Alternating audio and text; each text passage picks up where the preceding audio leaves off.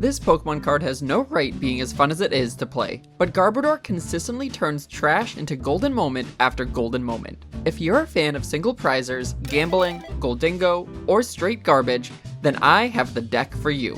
Garbodor is about to be put to the ultimate test, to see if it's a deck that could be victorious and become a meta champion, or if it's gonna go right down the disposal and be a Veluza loser. This is the 825 Deck Challenge.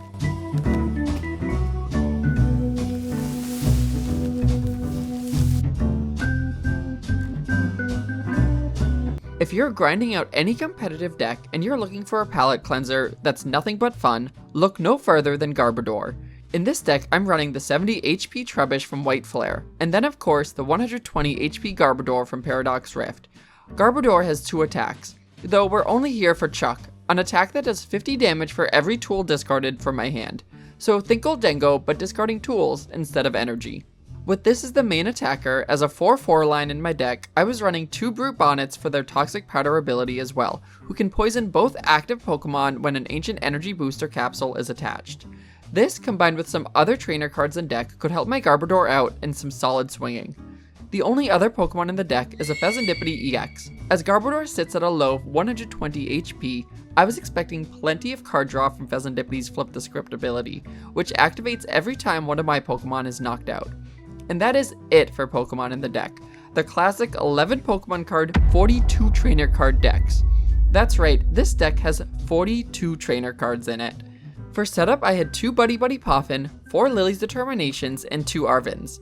The Lillies would be very important for me to be working through my hand as quickly as possible in the early game. And I also had 2 Sacred Ash to retrieve knocked out Garbodors and Trubbishes, and a single Poisonous Jungle Stadium, which adds 2 additional damage counters onto poisoned non-dark Pokemon during checkup, boosting the Brute Bonnet effect I mentioned earlier. For fun here, I started the deck out with 2 Cypher Maniacs code breakings, but I ended up switching, after my first test match, into 2 Brock Scoutings to help with the setup. Then, after my second test match, I also added in an additional Dark Energy and Earthen Vessel to help with the energy flow. Oh, and tools. Lots and lots of tools. The stuff of Tim the Toolman Taylor's dreams. For Garbodor's attack, I would need to be getting tools into my hand, so I had Town Store, a stadium that lets me search my deck for a tool and put it into my hand. Arven's to directly put a tool into my hand. The item TM Machine, or Technical Machine, lets you put 3 Technical Machine cards into my hand. And the A-spec here was Treasure Tracker, which lets me search my deck and put 5 tools into my hand. So these were all perfect, because I ran 1 Turbo Energizer, 4 TM Evolutions, 2 TM De-Evolutions, 3 TM Crisis Punch, and 4 TM Blindside. On top of that, I also had 4 Ancient Booster Energy Capsules, 2 Binding Mochis, and 2 Air Balloons. All of those tools! And I'd be discarding a lot of them, but also using some of these tools to get bigger attacks or faster setup when possible. And here's the tough thing about this deck, and what makes it all a gamble. Once you discard a tool, it's in the discard for good.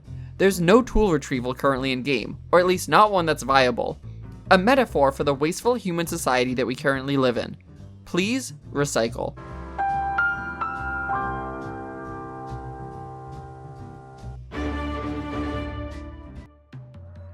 If you made it this far, I ask that you take a moment to subscribe and like the video if you haven't already. Our first test match was against a very funny matchup, Goldingo. I immediately learned that I may be a deck that probably benefits from going second. Even though my main attacker is a stage 1, with so many TMs at play, a first turn use of TM Turbo Energizer or TM Evo with a supporter could set me up nicely. Unfortunately, I went first here and could only really attach and pass. My opponent went second, getting 2 Gimmighoul set up on the bench along with a Genesect to search out the Goldingos for their next turn. With a Lillie's Determination on my next turn, I was able to find out a Garbodor and a Trubbish to bench, and with a Technical Machine, I was able to get 3 additional TM tools into my hand. So by the time I could attack, I was able to hit for 600 damage, but I only needed a single tool to dispose due to Gimmighoul's low 50 HP. The match sort of turned into a steamroll after this for my opponent. As Goldingo just got consistent knockout after knockout, I struggled, more than I thought I was going to get Garbodor properly set up. After another 2 turns, I finally got Garbodor inactive with energy, but unfortunately only had access to 2 tools at this point, so I couldn't even get a knockout on Goldingo. Honestly, I realized the deck had a little bit more strategy in this game than I had initially thought it would have. Still mostly brainless, with things like prioritizing Brute Bonnet into active to start so I could TM Evo Garbodor, both to get them set up, but also to do some important deck thinning. Getting as many cards that weren't tools out of my deck as early as possible here would matter. The first test match led to a loss, and I added in some Brock scouting and went back at it. Game 2 was against the Mega Lucario deck, and I was going second, and did the TM Evo play on my first turn using Brute Bonnet inactive. They had a clear lack of energy problem on their side, which gave me another opportunity to have a turn to just set up.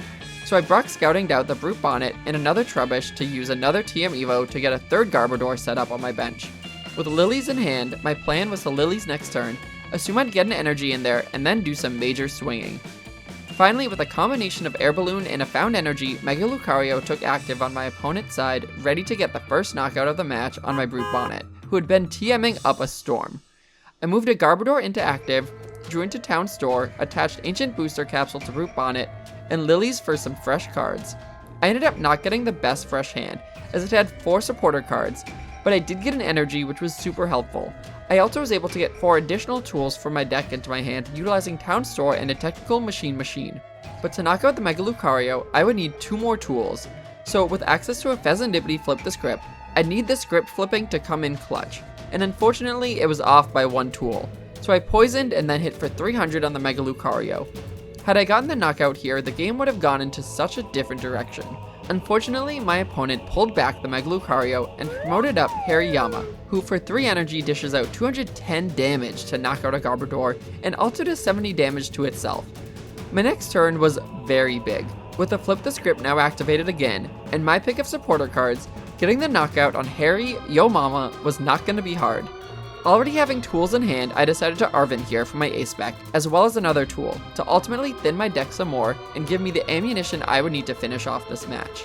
I took out the Hakuna Matata, and then the Iono of all Ionos came at me from my opponent, sending all of my tools to the bottom of my deck, and with my opponent getting another knockout, I needed to take out the Mega Lucario here, and now. But where was my energy? I flipped the script, no energy. So I decided to Lily's Determination, and again, no energy. I unfortunately had to pass my turn. They got another knockout, and with their bench very well set up and me fumbling to find energy, I conceded. Even though things didn't go in my favor, I laughed this entire match, because Lily's Determination as a gamble over and over is just such a funny mechanic and works so well here in the Garbodor deck. In between test matches, it was here that I added an Earthen Vessel and also added a Dark Energy and took away 2 of my lesser used technical machines, just to get the energy a little bit more happening. I was ready for a very intense matchup, but I think TCG Live knew Garbodor had been getting a beating thus far, and decided to give me a very lowball deck, a Team Rocket's Arbok deck, to prevent me from putting down Pokemon with abilities. But with Garbodor not having an ability, this wouldn't really be much of a problem for me. And with not much of a threat, those strategies that I had just thought out wouldn't really come into play, as I just kept swinging, and my opponent never even got to attack before they just conceded. Feeling like I had a much better sense of the deck now, it was time to see if it was going to end up in the trash, or possibly be worth dumpster diving for in the final showdown and match of the day. In the final match, I'd be going second with a pretty rough starting hand. Just Trubbish, Sacred Ash, and 3 Dark Energy all at once. Luckily, I did have Lily's Determination, which would be my saving grace here and could give me a refresh on my turn. My opponent with Water Sleeve started Dunsparce inactive and then Buddy-Buddy Poffin for a Frigibax and a Froakie. Not quite knowing what this deck was going to be, Greninja EX did have potential to wreak havoc on my bundles of trash, so that piece had me worried. On my turn, I drew into my ace spec, which would have been great in most circumstances, but I needed to get set up and needed a fresh hand. The Lilies gave me just a Fezandipiti, so I benched it not to lose to not having Pokemon benched, using Trubbish's Drool attack for 10, and passed. Assuming the damage would be removed next turn anyways, as I anticipated them to run away draw, they started the turn off with an Ultra Ball for the Dunsparce, evolved up the Dunsparce, and then Iono'd, which actually helped me out, as I now had another Trubbish in hand. And with them benching a Chien-Pao and Dunsparce, I'm guessing they either weren't threatened by my active Trubbish, or just didn't want to risk losing any of their other Pokemon, so they opted to not run away draw, which left things very open to me. Drawing into Buddy-Buddy Poffin, I got my Trubbishes that weren't prized on my bench, and then used Lily's Determination, and I now found my Garbodor, attached an energy to one of my bench Trubbishes, and with enough tools in my hand, was able to knock out the Dunsparce. They were able to respond now, getting their Excalibur in play to move attached water energy for free, and Chien-Pao into active. Chien-Pao EX was gonna be a problem for me, as it searches out 2 water energy each turn, and with Excalibur's free attach, Chien-Pao would be able to hit for 120 consistently each turn, which was the perfect amount to target down my Garbodor. Back to me and tied at 5 prizes each, my Fez was now activated, and this turn was about to be a wild one, as due to an Iono, I had my A-Spec back in my hand, along with an Arven and a Technical Machine. Arven would go first. I'd grab Buddy-Buddy Poffin and Binding Mochi. Buddy-Buddy would then be used to get Trubbish on my bench. Next, I would use Treasure Tracker and the Technical Machine to get tools into my hand, and then Earthen Vessel to get Dark Energy into hand. And with my deck as thinned out as I could get it on this turn, I flipped the script hoping for a Garbodor, but no dice. I opted to just TM Evo up the 2 Trubbishes I had on bench, as that was the best I could do here. To no surprise, Chien-Pao took out my active Trubbish, and my benched Garbodor went up.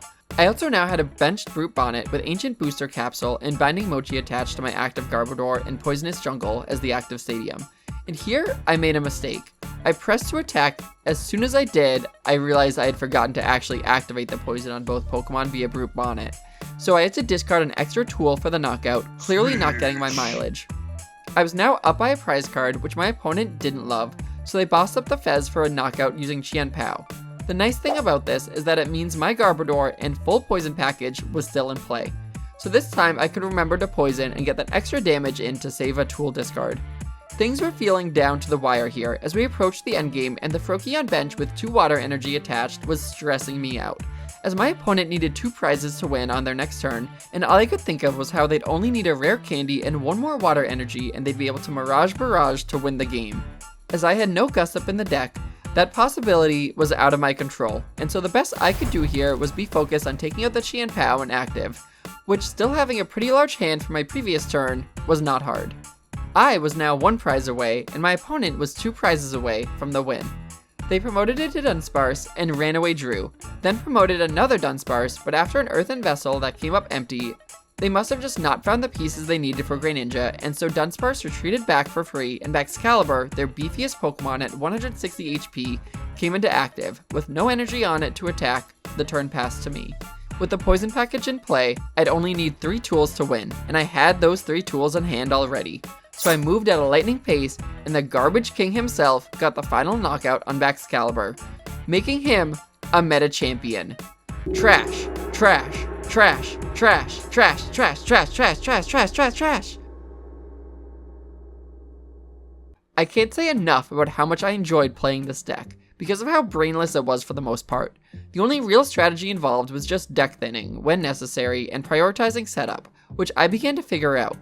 Otherwise, the goofiness of throwing out trash tools to do more damage is hilarious, and has me giving this deck a 10 out of 10 on the fun factor. For flow factor, I'd give it a 6 out of 10. There's so much luck involved in this when it comes to your Lillie's Determination draws, and with no Pokemon search options, things can get pretty hairy. For win equity, this deck gets a 6 out of 10. I know it just won Meta Champion, but I have to be real here. It's such a coin toss, and so many meta decks that hit benched Pokemon like Wellspring Ogerpon, Dusknoirs, or the Greninja EX can completely mess with the deck. Additionally, hand disruption, especially late game, would send it into the ground, giving this deck an overall rating of 8 out of 10.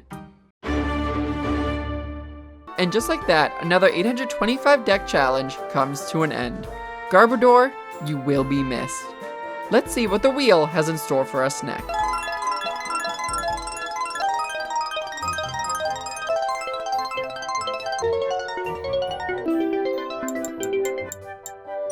Fezandipiti. Alright everybody, say it with me because we know next week we're gonna be flipping that script. All of this and more next time on the 825 Deck Challenge.